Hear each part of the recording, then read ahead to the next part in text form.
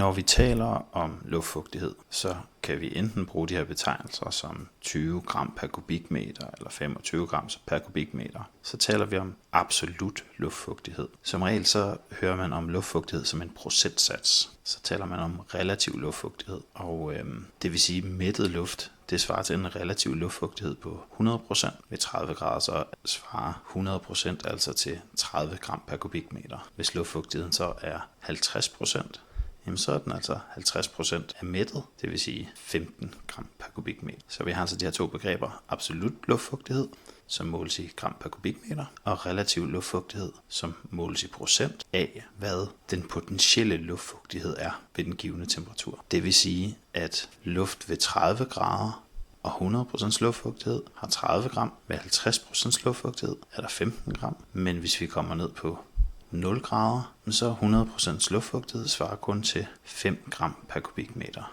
50% luftfugtighed vil så svare til 2,5 gram per kubikmeter.